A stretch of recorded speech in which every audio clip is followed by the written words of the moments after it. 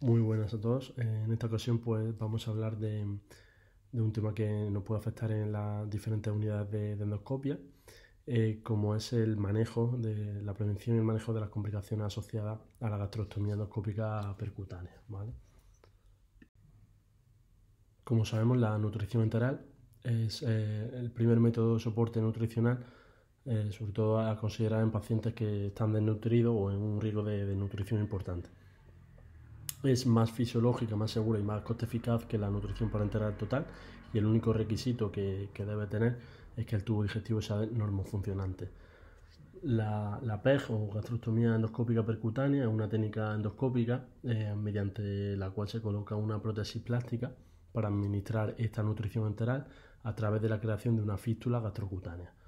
La primera vez que fue descrita fue en 1980 por los cirujanos Ponsky y Gauderer, y surge como una alternativa menos invasiva que la gastrostomía quirúrgica. Años más tarde se desarrolló y se pudo hacer mediante el uso de rayos con similares tasas de éxito y complicaciones en comparación con esta técnica endoscópica. Es un método seguro y efectivo para garantizar la llegada de nutrientes al tubo digestivo, y sobre todo para pacientes que presentan disfagia, y esta técnica pues va a tener una serie de ventajas con respecto a la nutrición por sonda nasogástrica. La nutrición a través de una PEG se emplea para aquellos pacientes que requieren nutrición enteral durante más de 4 semanas, ya sea de manera temporal en enfermedades reversibles o de manera definitiva en enfermedades irreversibles, aquellos con una esperanza de vida superior a 2 meses y sobre todo un estado mental conservado. La sonda nasogástrica suele reservarse para casos con una necesidad de nutrición enteral durante un corto periodo de tiempo, que suele ser menor a 30 días, y sobre todo también reflejo protector de vía aérea intacto. A pesar de estas recomendaciones, la decisión de colocar una sonda PEG debería individualizarse, teniendo en cuenta también las necesidades y la preferencia tanto del paciente como de la familia en este caso. Hay que tener en cuenta que la eficacia de la PEG en pacientes que presentan disfagia orofaringea con una demencia avanzada pues puede ser cuestionable, llegando a considerarse en algunas ocasiones como fútil y una manera poco ética de alimentar a estos pacientes. Ha demostrado que no mejora la supervivencia ni el estado nutricional o la calidad de vida, no disminuye las neumonías por broncoaspiración y tampoco disminuye la incidencia de úlceras por presión. Algunas de las principales indicaciones para la colocación de la PEG, como vemos en la diapositiva, pues son las neurológicas, las neoplasias de cabeza o cuello, esófago, y otras como traumatismo, la fibrosis quística, etc. En cuanto a las contraindicaciones, pues existen pocas. Algunas de las contraindicaciones absolutas pues pueden ser alteraciones de la anatomía del paciente que van a impedir la colocación de la PEG, como puede ser una gastrectomía previa, la interposición de otros órganos como el colon o el hígado, la obesidad mórbida, patologías como infecciones activas, sepsis, peritonitis, infección en la pared abdominal, o procesos que asocian un alto riesgo de hemorragia como alteraciones de la coagulación o la presencia de varices esofágicas grandes. Como contraindicaciones relativas tenemos alteraciones que dificultan el paso del endoscopio, como puede ser la estenosis orofaringea o esofágica, neoplasia a este nivel, aunque en estos casos pues, se puede recurrir al uso de gastropesias para colocar la sonda. Las complicaciones secundarias a la colocación endoscópica de una PEG se pueden clasificar en menores o mayores en función de su gravedad, y a continuación pues iremos hablando de algunas de ellas, de su prevención y también de su manejo. La infección de la herida es la complicación más frecuente que aparece en los pacientes en los que se coloca una PEG, una incidencia de 4 a 30% de ellos, y se va a manifestar en forma de eritema, dolor, induración a nivel de la zona de inserción, también de secreción purulenta.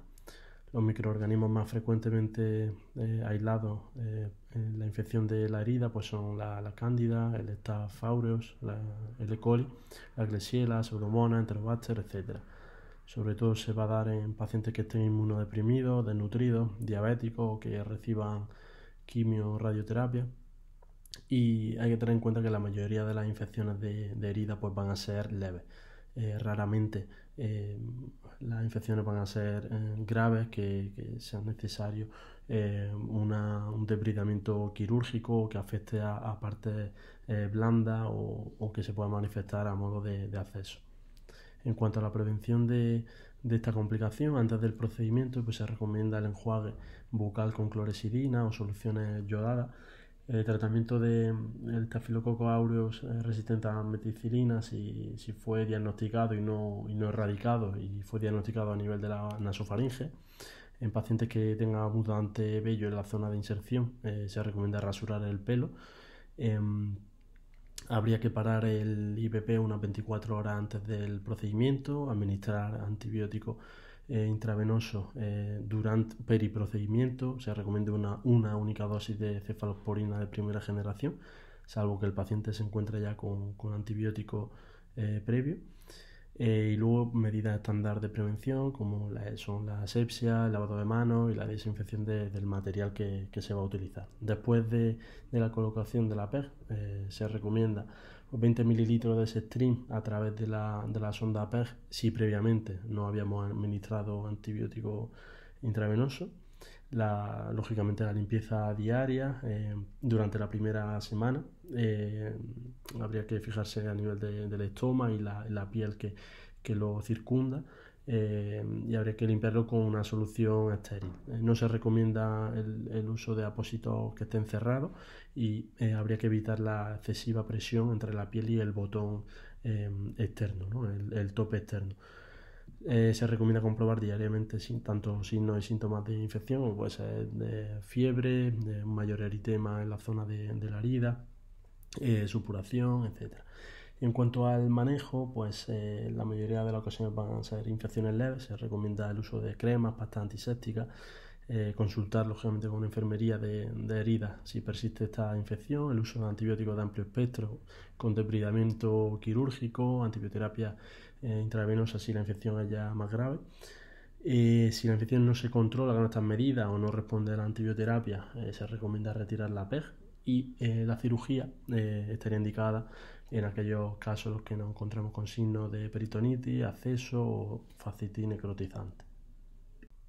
Con el tiempo, un tejido rojo, friable, también esponjoso sobre la inserción de la PEG puede aparecer. Esto es lo que llamamos como granuloma, ¿vale? El granuloma es una respuesta aberrante con un mayor crecimiento de fibroblastos, también de células endoteliales a nivel de la zona de la herida de la gastrostomía. Puede sangrar con bastante facilidad y puede ser doloroso. Normalmente está relacionado con un exceso de humedad y también con un aumento del drenaje.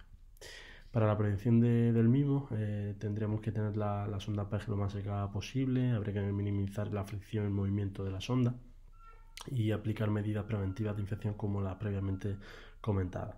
En cuanto al tratamiento, pues se puede usar nitrato de plata para cauterizar el exceso de tejido, cremas, pomadas corticoides durante 7 días, una o 2 veces al día.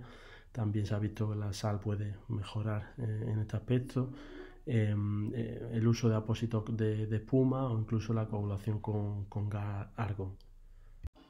La fuga periostomal es otra complicación bastante común que puede aparecer con una incidencia en torno al 10% de los pacientes. Se han visto algunos factores relacionados con un aumento en cuanto a la fuga periostomal, sobre todo relacionados con el cuidado de la sonda, como son un exceso de limpieza con agua oxigenada, las infecciones, la hipersecreción gástrica, incluso la torsión excesiva de la sonda. También hay factores que dependen del propio paciente, como son la inmunodeficiencia, la diabetes, un aumento de la tos o incluso el estreñimiento que pueden comprometer la cura de la herida, ¿vale? Para la prevención de esta complicación se debería evitar una excesiva torsión, comprobar que la sonda no esté ni excesiva ni muy poco apretada, comprobar el inflado del balón si es una PEG con balón, ¿vale? Para ver si se ha podido producir una rotura del mismo, comprobar el volumen gástrico residual si aparecen síntomas digestivos como náuseas, vómitos, etc. Y en cuanto al manejo, pues destaca que se podría conocer la naturaleza de la fuga, midiendo el pH y viendo si el pH es bajo, pues sería un contenido gástrico.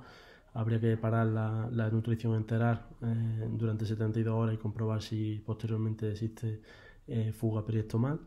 No se recomienda usar una nueva PEG con un diámetro mayor, ¿vale? Y a veces pues es conveniente retirar la PEG y colocarla en otro lugar al ya usado, y incluso pues se podría reconvertir la PEG en una yeyunostomía transgástrica, ¿vale?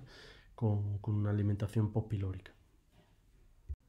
Otra de las complicaciones es la obstrucción de la sonda, con una incidencia del 23 al 35%. En cuanto a los factores de riesgo, pues pueden estar el uso de una sonda más larga o más estrecha de lo habitual, el tipo de medicación enteral que pueda atascarse o obstruir la sonda, la falta de lavado después de cada aplicación de la nutrición o de la aplicación de cada medicación. En cuanto a la prevención, pues se basa en reemplazar el sistema de alimentación cada 24 horas, el uso de abundante agua, ¿vale? No se recomienda suero, si agua en cada una de las veces que vayamos a proceder con la nutrición, o cada 4 horas si es una nutrición continua.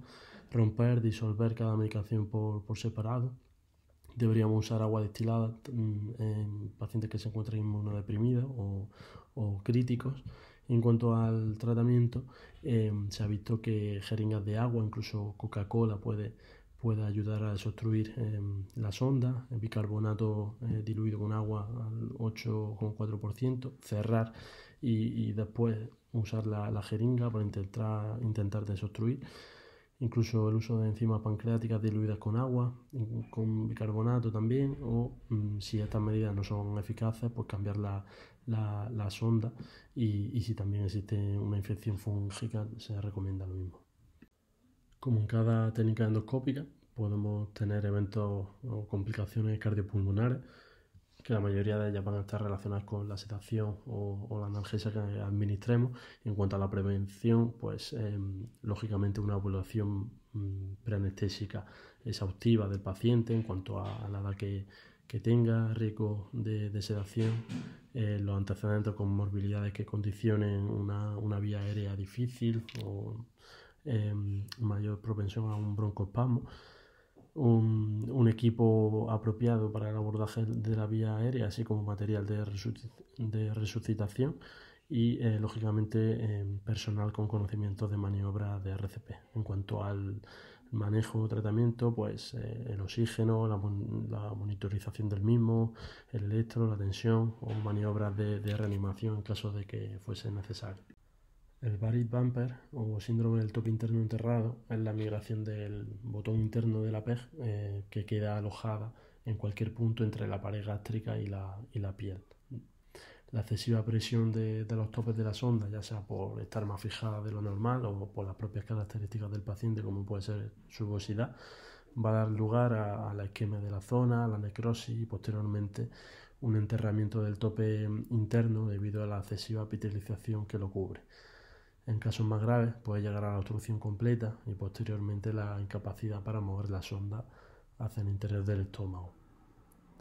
Se puede manifestar a su vez como otras complicaciones, ya sean menores como la intolerancia a la alimentación enteral, la fuga periestomal, dolor, infección de la herida, o complicaciones mayores como puede ser la peritonitis, sangrado o incluso la perforación. La medida preventiva más eficaz para esta complicación es evitar una tensión excesiva del tope externo contra la piel. Se recomienda movilizar el tubo a diario, ¿vale? Y en cuanto a las recomendaciones para lo mismo, se debería comenzar a movilizar tras la curación de la PEG en torno al día 7, el día 10, con rotaciones horarias y antihorarias, y moviendo la sonda a su interior en torno a 2-10 centímetros. Tras la movilización deberíamos volver a colocar la sonda en su posición inicial, con una distancia de seguridad en torno a 1-2 centímetros entre la piel y el botón externo. Para su tratamiento, lo más importante es confirmar el diagnóstico mediante gastroscopia, o incluso también usar la econdoscopia para valorar el grado de afectación en cuanto al enterramiento que se produce, a nivel de qué capas son las que están afectadas, En pacientes con pobre pronóstico, frágiles o con un mayor riesgo de complicación, pues se debería optar por un manejo puramente conservador. Se podría aplicar tracción desde el exterior en casos de una PEG en la que presente una sonda de balón o con un fijador interno flexible. Y si aún así persiste el problema, el tratamiento debería ser endoscópico, con la posibilidad de usar el esfinterotomo para disección del tejido que engloba la sonda. Aquí un posible algoritmo terapéutico en cuanto a esta complicación. En función de las características del paciente, como hemos dicho, podemos optar por un tratamiento conservador, endoscópico o bien quirúrgico. A destacar, a nivel de las opciones endoscópicas, existe un novedoso sistema específicamente diseñado para esta complicación, que es el Flamingo, ¿vale? Que va a ayudar a resecar el enterramiento del tope interno, como vemos en la diapositiva. Para la hemorragia, la principal medida de prevención es el control de las alteraciones de la coagulación. Se recomienda que el paciente llegue con un nivel de plaquetas por encima de 50.000 y un INR por debajo del 1,5. También valorar el riesgo protrombótico y hemorrágico mediante escalas como el CHA2-VAS o el Hasbled. Y la Sociedad Europea de Endoscopia considera que la colocación de la PEG es una técnica de alto riesgo de sangrado y, por tanto, para reducir el riesgo hemorrágico existen algunas recomendaciones en la guía en cuanto al manejo de antiagregantes y anticoagulantes. Para la antiagregación, en cuanto a la aspirina, no se recomienda suspenderla antes de la colocación de una PEG en estos pacientes que se encuentren únicamente con aspirina. Los pacientes que se encuentren con clopidogrel, prasugrel o ticagrelor habría que individualizar en función de si son de bajo o alto riesgo trombótico. Para los pacientes con bajo riesgo trombótico se recomienda suspender esta medicación 7 días antes, y si el paciente se encuentra doblemente antiagregado, suspender el inhibidor de la P2Y12 y mantener la aspirina. Y para aquellos pacientes con alto riesgo trombótico, como pueden ser los pacientes portadores de stent, se recomienda mantener la aspirina y hacer una interconsulta a cardiología para valorar y discutir el manejo. Para la anticoagulación, los pacientes que reciben antivitamina K, como el Sintrom o la warfarina, y que tengan un bajo riesgo trombótico, se recomienda suspender esta medicación 5 días antes de la técnica, comprobar el INR el día de la misma y que se encuentre por debajo de 1,5. Se podría empezar el Sintrom la tarde-noche del procedimiento, y se recomienda comprobar que el INR se encuentra en un rango adecuado a la semana. Los pacientes que presentan un alto riesgo trombótico, como vemos en la diapositiva, se recomienda parar también el antivitamina K 5 días antes de la técnica, hacer terapia puente empezando 2 días después de parar con el Sintrom con heparina de bajo peso molecular, ¿vale? Suspender esta heparina el día de la técnica, empezar con el Sintrom la tarde-noche del procedimiento y continuar con ambos, continuar con la heparina hasta que tengamos un INR adecuado. Y para los no anticoagulantes orales como dapigatran, rivaroxaban, apisaban y edosaban, se recomienda tomar la última dosis de esta medicación 3 días antes de la técnica, ¿vale? Y para el dapigatran y pacientes que tengan un aclaramiento de creatinina en torno a 30-50 mililitros minuto, se recomienda suspenderla 5 días antes. La migración de la sonda es una complicación bastante frecuente y un motivo de consulta en los servicios de urgencias del hospital. Puede suceder tanto hacia afuera, por tracción de la misma hacia el exterior, que ocurre sobre todo en pacientes que están demenciados por episodios de agitación, confusión, etc. O también puede suceder una migración interna, pudiendo ocasionar obstrucción de la salida gástrica a nivel de la región pilórica o incluso duodeno, con síntomas en el paciente como náusea y vómito. En cuanto a la prevención de esta complicación, habría que considerar el uso de fajas, vendajes, restricción mecánica para evitar que el paciente se manipule la sonda, ajustar el tubo a una longitud adecuada y sobre todo asegurarse de que el botón externo esté adecuadamente posicionado. En cuanto al manejo, debemos diferenciar si la PEG se ha colocado antes o después de 4 semanas. Si ha sido posteriormente a las 4 semanas, se podría hacer un recambio de la PEG incluso a pie de cama, siendo una técnica segura y pues, fácil. Y se puede usar una sonda Foley temporal con un calibre de 16 o 18 Foley, ¿vale? Si la sonda PEG se ha colocado antes de 4 semanas, tenemos que tener más precaución. Se recomienda nutrir al paciente con parenteral, el uso de una sonda nasogástrica, también el tratamiento con antibioterapia de amplio espectro si el paciente se encuentra sintomático, y habría que recambiar la sonda PEG. La fascitis necrotizante es otra de las complicaciones que, aunque es bastante poco común, puede llegar a ser potencialmente fatal.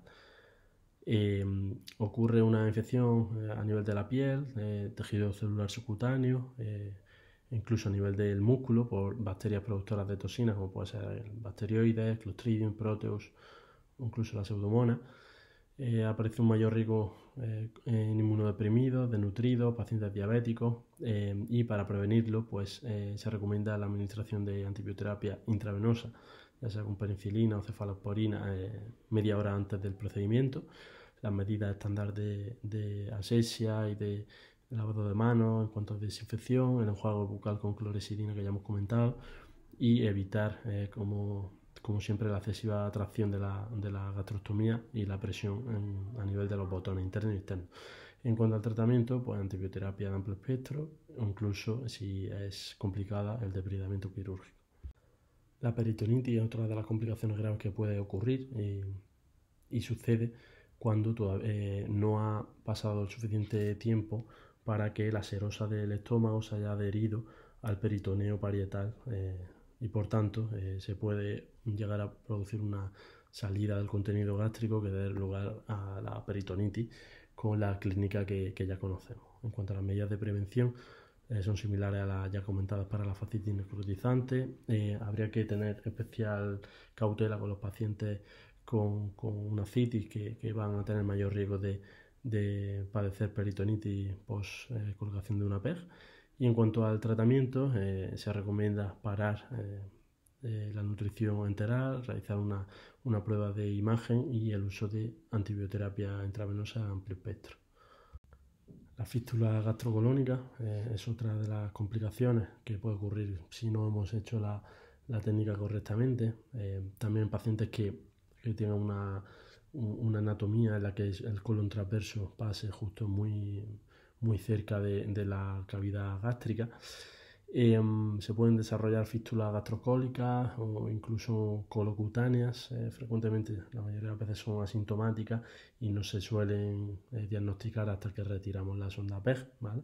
Y en cuanto a la sintomatología, pues puede ocurrir diarrea justo tras la administración de la alimentación enteral, o incluso salida de material fecaloideo perisonda. En cuanto a la prevención, hay que tener especial atención a los pacientes con una cirugía colónica previa que pueden tener un mayor riesgo, colocar a los pacientes en posición anti-Trendelenburg durante la técnica, que puede ayudar a desplazar el colon transverso y separarlo del estómago, y asegurar una técnica adecuada de colocación de PEG con una insuflación muy completa del estómago y siempre visualizando la aguja a través de la pared gástrica, ¿vale? En cuanto al tratamiento, habría que retirar la PEG y colocar un apósito que cubra la herida, ¿vale? Y a veces es preciso un manejo quirúrgico, sobre todo a nivel de la fístula colocutánea. La fístula gastrocutánea puede causar una gran morbilidad en los pacientes que tras la retirada de la sonda PEG pues no logran cerrar la fístula y por tanto puede llegar a ser bastante problemática para los pacientes. Hay que estar en especial vigilancia de aquellos pacientes que han llevado la PEG durante un periodo largo de más de 6 meses, que van a tener un mayor riesgo de producirla. En cuanto a la prevención, pues la cura y los cuidados que hemos ido comentando.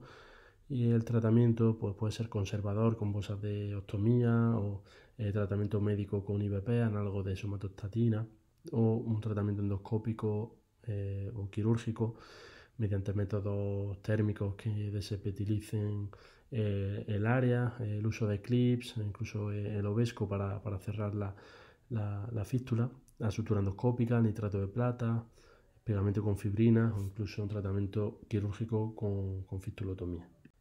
La diseminación tumoral es otra complicación bastante poco frecuente, con una incidencia menor al 1%, pero a veces puede ocurrir en el contexto de pacientes con neoplasias a nivel de orofaringe o incluso de esófago. Para prevenirlas habría que evitar la técnica pull por tracción, que de todas formas es la más usada, y utilizar la técnica push por empuje con el uso de pesias. Para el manejo se recomienda biopsiar la zona, pedir un TAC abdominal para estadiar el tumor y considerar el tratamiento en pacientes que puedan optar al mismo, teniendo en cuenta que suelen ser ya pacientes con un pronóstico bastante pobre. Tal y como sucede con el colon, también una parte del hígado, en este caso el lóbulo hepático izquierdo, puede interponerse entre la cavidad abdominal y el estómago, como vemos en la figura del TAC, arriba a la derecha. Y en muchos casos los pacientes pues, son asintomáticos, pero podría haber signos de sangrado intestinal con sangre que cae desde el hígado hacia la cavidad gástrica. ¿Vale? Para prevenirlo deberíamos identificar sistemáticamente el borde caudal del hígado, ya sea por exploración o incluso el uso de ecografía abdominal.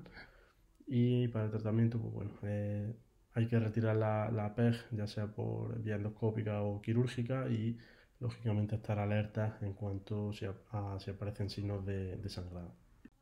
Y ya para concluir, comentar que la PEG es una técnica segura y eficaz que se ha situado como de elección para una nutrición enteral a medio y largo plazo.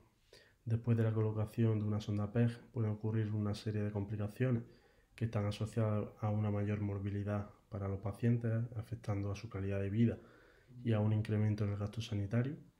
La mayoría de las complicaciones pueden prevenirse mediante unos adecuados cuidados, siendo las más frecuentes aquellas de carácter leve, como la diarrea, la obstrucción de la sonda, la extracción accidental de la misma y la ausencia del cierre del estómago. Evitar la excesiva atracción de la gastrostomía y la presión entre los botones internos y externos es la medida más importante para evitar el síndrome Barry-Bumper. La presencia de un equipo multidisciplinar puede jugar un papel importante en prevenir, reducir y tratar las principales complicaciones de la PEG. Y hasta aquí la sesión. Muchas gracias.